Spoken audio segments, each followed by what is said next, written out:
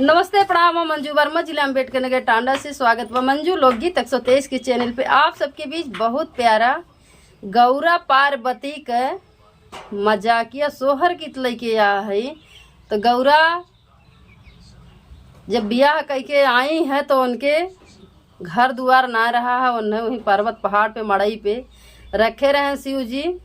तो वह राहत राहत एकदम अकुलाई जाए। जब अकेला शिव जी तो अपन टहरे नहीं कर जात रहे, लेकिन वह अकुलाई जाए तो शिव जी से कहें कि एको बहिन वहिन होती तंची रहती तो हंसित बोलित बतियाई तो अच्छा लागा। तो शिव जी देखा उनका ननद एक ठी लेके आवत हैं, तो ननद के साथ ही देखा कितना मजाक करत हैं गौरा रानी।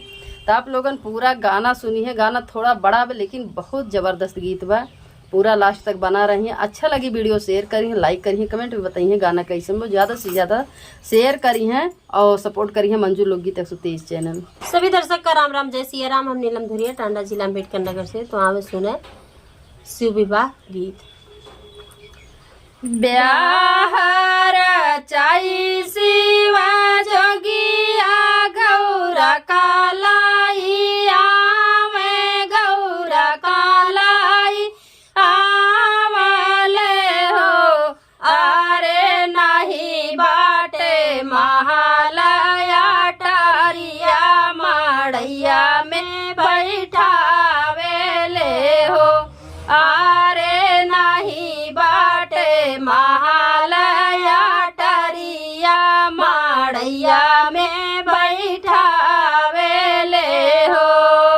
नहीं बाटे जेठ देवर घरे, नाही जेठन बाटी, नाही जेठानी बाटी हो।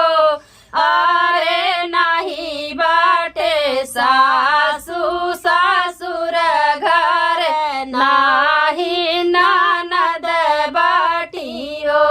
अरे नहीं बाटे सास ससुर घर, नाही ननद बाटी हो। मन मान गौरा रानी दुखित है, शिवा का ना बोल शिव जी का ना बता लेनी हो।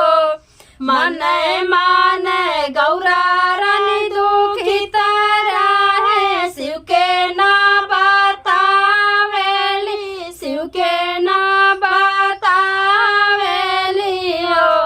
अरे भोले बाबा अब मन लगाई, गौरा से बतिया पूछे ले हो। अरे भोले बाबा अब दिल लगाई, गौरा से बतिया पूछे ले हो। कर जोरी बोले ली गौरा दे, सुना मोरे महादेव, सुना मोरे महादेव हो। महादेव बड़ा मन कर रहती कलैना नदिया, तो ससी बातिया तो घरवाली का लागत हो। महादेव रहा मन कर रहती कही ना नदिया, तो हंसित बातिया तो घरवाली का लागत हो। तो देखा गौरा रानी जब ब्याह करके आवत ही तो महल अटारी तो उनके नाव शिव जी के वही झोपड़ी में उन्हें रखे हैं। और झोपड़ी में रहत रहत न उनके सास ससुर हैं, न जेठ जेठान, न देवर ननद, क्यों ना है वो एकदम अकेले गौरा जी रहा थी। तो एकदम अकताई जाती, वो भी जाती घर में रहत रहत। और शिव जी ते अपन निकर देती टहरे। तो जब शिव जी आवत थी तो उनसे पूछा थी कि घर में क्यों ना, अगर एक ठी ननद रहती तो उन्हीं से हंसित बोलित बतियाई था महू घर निक लागत। तो देखा अब महादेव काव कहा थे, आप लोग बने रहे गाना पे। तो हारो तो ये शिव जी पर्वत चाड़ी दुनिया रामाला, रे दुनिया रामावेला हो। शिव जी हम घर रहा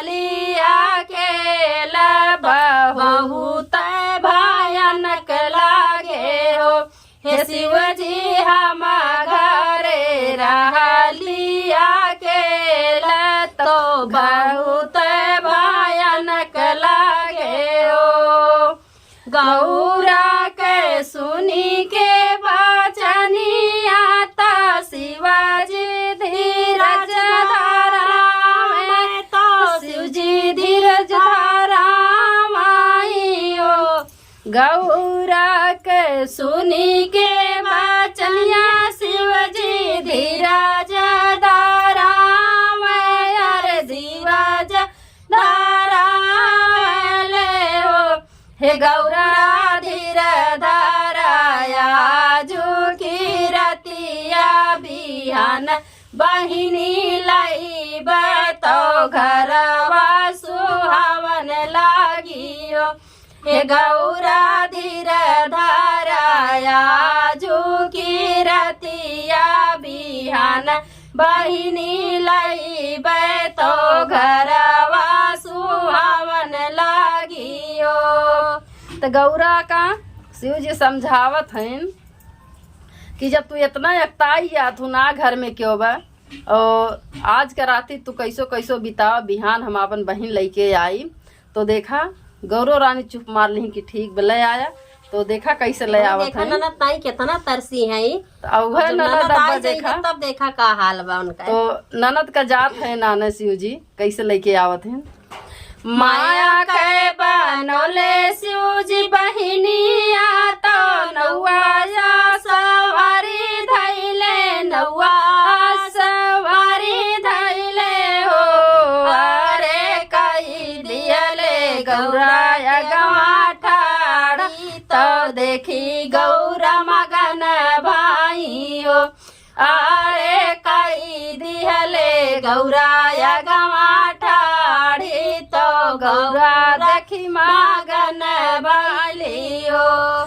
शिव जी के अक्को बहन ना रही, जब उनके माई बाप क्यों ना आवत उनके बहन ना रही हैं तो अपने माया से एक ठीक बहन बनावत हिन, उनका अस्वरी नाव धरत हिन। तो वो नहीं कल आए के गौरा के आगे खड़ा कह देथिन कि देखा यह हमार बहन है। तो देखा अब गौरा रानी जब एक ठीक नोहर एक नंद पाए हैं तो कितना उनके खातिर भाव से वो सत्कार करत हैं और कैसे करत हैं। नंद रानी के कई सात कर गौरा भोजना बनावे छपन भोजना बनावे लागी भोजना बनावे लागी हो। अरे थरिया में जेवाना पारो सैना नद का जेवावे लागी हो। अरे थरिया में जेवाना पारो सैना नद का जेवावे लागी हो। सब ननदी खाइली भोजनिया भंडार घरा खाली कैली भंडार घरा खाली कैली हो। अरे नहीं बचल तनी को भोजनवा तो काऊ खाई है महादेव गौरा दुखित भाई हो। अरे गौ खाई है महादेव भोजनवा तो गौरा दुखित भाई हो। इतना सेवा सत्कार गौरा अपने नंद के की बढ़िया बढ़िया भोजन बना के दी। और भैया पता ना पेट लिए रही कि कूड़ा लिए रही हैं, पूरा खाना खाई गई भंडार घर उनके रसोई खाली कई दी। अब गौरा देखा था कि बतावा नहीं हम खाना परोसे खाए ताई ये तंचो महादेव ताई ना छोड़े हैं, बताओ अब वो काव खाई है। तो ये मन में अब गुस्सा लागी गौरा जी अपने ननद के ऊपर। जैसे ननद ताई तरसी रही वैसे एक दिन में वो भी हो गई। तो आगे देखा काव करत हैं। ननदी का दिहली गौरा लहंगावा तो उहा मौजे छोटा पड़ल उहा मौजे छोटा पड़ल हो। अरे ननद राली डेहरिया के डेहरी गौरा के चोलिया छोटा पड़े नया पहिरा वेली हो। अरे गौनद रहली देहिया के डेहरी गौरा के चोलिया छोटा पड़े नया पहिरावेली हो। आपन लहंगा चोली देत है गौरा रानी अपने ननद का। भैया वो पता ना कितनी मोटी ताजी रही, जब पूरा रसोई खाना खाली कर दी तो मोटी ताजी रहिए हुई हैं।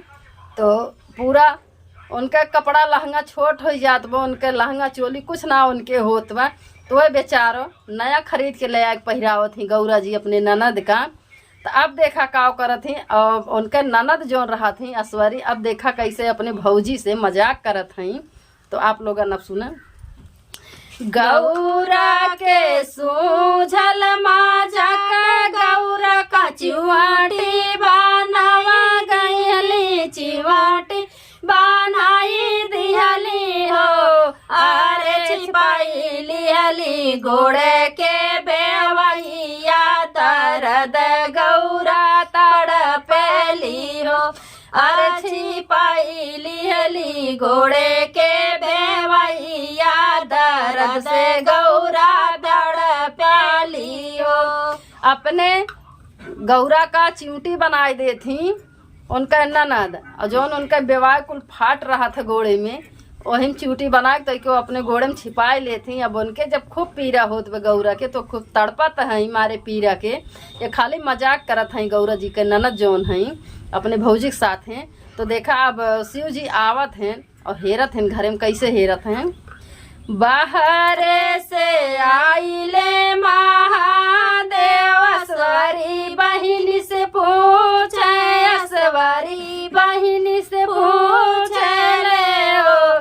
बहिनी कहाँ बाटी भौजी तोहार खोजले नाही मिले लियो।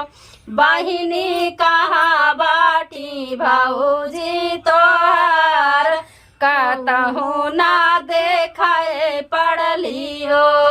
गौरा शिव जी पूछत है महादेव अपने बहिन से कि तोहार भौजी कहाँ है, देखात ना है कहूँ, न हेरे मिलत है न कहूँ देखात बाटी घर में। तो देखा वे का बतावत हैं, अब कैसे इशारा करत हैं गौरा जी के ननद। अपने बहिन का शिव जी मनावले, कर जोड़ी पूछले, हाथ जोड़ी पूछले हो। अपने बहिन का शिव जी मनावले, कर जोड़ी पूछले, हाथ जोड़ी पूछले हो। हे बहिनी कहूँ तू ही दियालो छिपाई, तो सच सच बालावाऊ हो। हे बहिनी कहीं तू ही दियालो छिपाई, तो सच सच बतावाऊ हो। शिव जी अपने बहिनी से पूछत हैं कि तो ही इतना कहूँ छिपाए हो हमरे मेहरारू का यानी गौरा का, सही सही बताओ। उनसे हाथ जोड़ के खूब फुसलाई के पूछत बाटे। तो वह अब देखा का बतावत हैं कि कहाँ छिपाए हैं। जोरे जोरे से हंसली ऐश्वरी बहिन, तो गोड़ावा जामिनिया पे पटक, जामिनिया पे पटक लियो। अरे गौरा रानी निकारी बेवैया से दूर छिटक गईलियो। अरे गौरा रानी निकारी बेवैया से दूर छिटक गईलियो। ऐश्वरी जौन है गौरा का ननद रानी, गौरा तो चोरवाए रहा थी अपने वही गोड़ एक बेवाई में। तो जब महादेव जी पूछा थे कि बहिनी तू ही कहूँ चोरवाए हो, तो बहिनी का करत थी गोड़ खूब जोर जोर से हंसा थी और खूब जोर जोर से गोड़ अपन उन्हें पटकत थी। तो गौरा रहनी उनके गोड़े के बेवाई में से निकल के दूरे छिटक जाए गिरत बाटी। बेचारा खाली मजाक करत थी, जितना वो ननद ताई तरसी रहे कि हंसी बोलित बतियाए तो को ननद होती ना, तो वो तना वो विवाह दी खूब अघाई जाती। तब देखा काव करत थी गौरा रानी, बड़ी तेज गुस्सान है उनके ऊपर अपने ननद के। गौरा रानी गली भी समालिता, शिवाजी से बोलेली, शिवाजी से बोलेली। ओ हे बहुत भारी भूल नदिया हम बोलाई लिहली हो हे माहू जी भैल हमसे बहुत भारी भूल नदिया हम बोलाई लिहली हो हे महादेव नदी का भेजा तू ससुरवा तोरा मनाया कुलाई गईले हो हे मायू जी नदी का भेजा तू ससुरवा ननद बड़ी खेलकड़ बाटी हो।